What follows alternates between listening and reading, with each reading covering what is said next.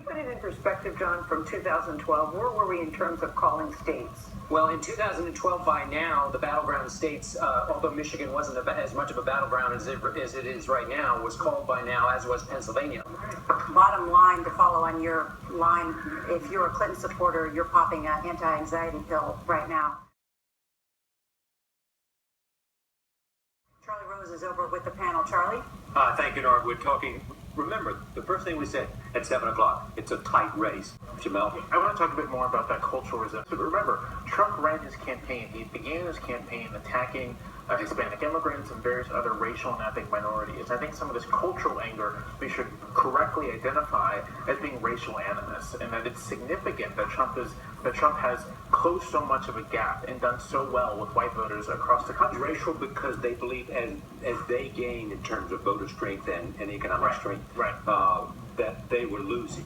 Correct. Well, I mean, Donald Trump has run, for Republican especially, a very negative campaign. Not just so much negative as far as attacking his opponent, but also negative, very pessimistic. It's like America is really suffering. Make America great again. It's backward looking. CBS News is making a new projection for the state of Ohio. And there is the state of Ohio. CBS News is projecting that once all the votes are counted, Donald Trump will win Ohio. Now, this keeps his hopes alive. Ohio was a very important state for him to win. But it's also a state where Hillary Clinton pulled out all the stops in terms of star power that she brought to Ohio. And it shows you that celebrity endorsement don't necessarily mean victory on election day. Is the women's vote influencing this election? Well, look, we may be in the middle of witnessing an epic upset here.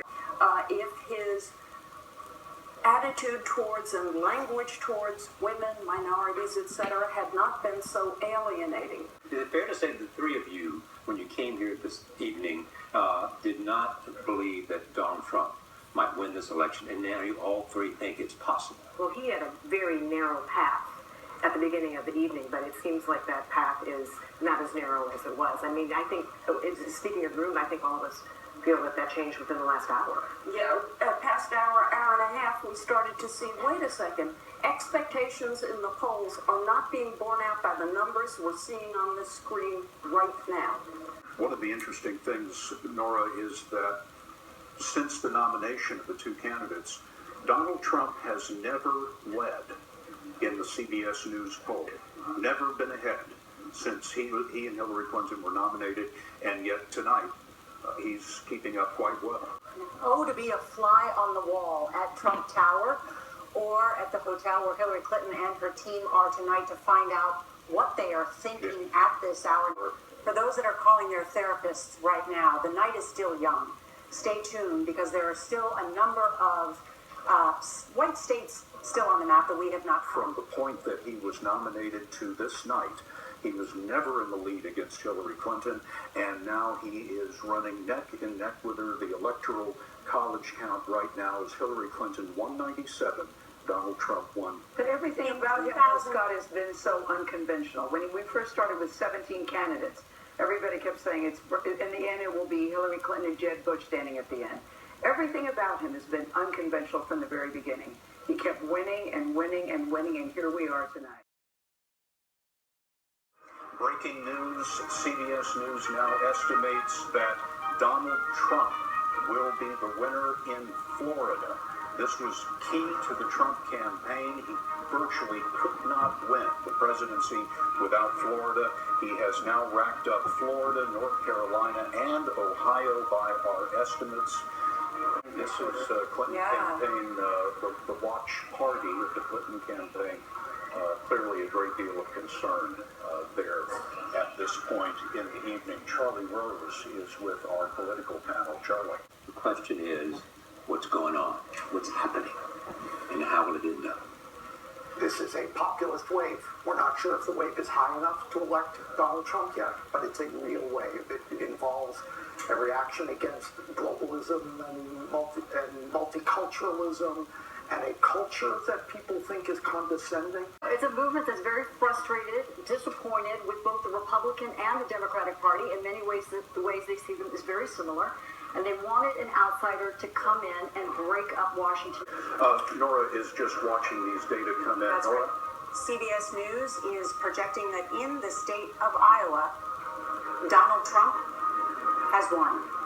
You have been saying that this is also a reflection of a lack of belief in institutions, and now including polls. It confirms the suspicions of a lot of conservatives in America about elite opinion being wrong, about polling being wrong. Donald Trump's appeal was an idea that there is a conspiracy of the establishment, and this looks like it because it was so systematically wrong Tonight is in these areas. Confirmation. Yeah, I think they will take it as confirmation that elite culture was against them. Donald Trump is now, on my count, 42 votes away from having the 270 he needs. And you can see that on the faces of the people at the Clinton election night watch party here in New York City. Nancy Cordes is there. Nancy, tell us about the mood. Now, the Clinton campaign itself was very chatty earlier in the night. They've gotten quite quiet, but I did manage to get through to a Clinton aide a short time ago who says that they do believe that they will pull out a victory in Michigan and in Wisconsin at the end. But the fact that these two races are close at all, once again, is a real shock. Major Garrett is at Trump headquarters tonight. Major? So, Scott and Nora, over the last 3 or 4 days, Donald Trump has worked at breakneck pace. 5-6 rallies a day going to all these battleground states, drawing enormous crowds. Crowds that sometimes would wait 6 or 7 hours for him to show up. Anyone who stands in line for 7 hours to not see a concert and not be fed is going to show up at a polling booth and cast a ballot. Word guys that Canada's immigration site has crashed because there's been so many inquiries about moving to Canada. Tell me what you think is happening here, because it is within 26 votes of Donald Trump having 270. All right, it's epic. It is surprising. It is, to my mind, what I think I'm seeing is a kind of uprising, a kind of revolt, a kind of pushback against the elites, the establishments of both parties. There is a sense of there's protected people in America and unprotected people, and the unprotected just push back in a way that strikes me as deeply historic. The extent to which Donald Trump has won, running a campaign of racism and bigotry, turning out millions of white Americans for that campaign, suggests that we are living through a kind of second redemption, a kind of pushback against the advancement of African Americans, of Hispanics, of women, of Muslim Americans. And I don't know how long we live with that backlash. Because Pennsylvania is the biggest prize still left on the table with 20 electoral votes. And with just about 84% of the vote in, or is it more there? I can't see that far. Based on my computer, 90% of the vote in, it is neck and neck. According to what I'm seeing, we're talking about a vote difference of just about 10,000. And she had been ahead in the numbers. So this is, if you're a Clinton person watching this, the numbers are going in the wrong direction. There's one thing said about Donald Trump repeatedly in the 16 months I've been on the road. It's that this person, whatever his flaws, cannot be bought. There are some more votes coming in, and they are the votes of Wall Street. Have a look at the Dow futures tonight. They are down at this moment 840 points. That's almost 4.6%. Those are the Dow futures as they stand right And now. Yogi Berra said it's not over till it's over, and we can't repeat that enough. But Donald Trump is leading in enough states to get him to 270. So I raised this question. What if Donald Trump becomes president? Well, people concerned about that need to remember the president doesn't get to do everything he wants, although he has tremendous power on the international stage. And this is someone who the Russians wanted to have elected, may have actually helped to get elected, and someone that our alliance, people in our alliance structure are very afraid about what's going to happen.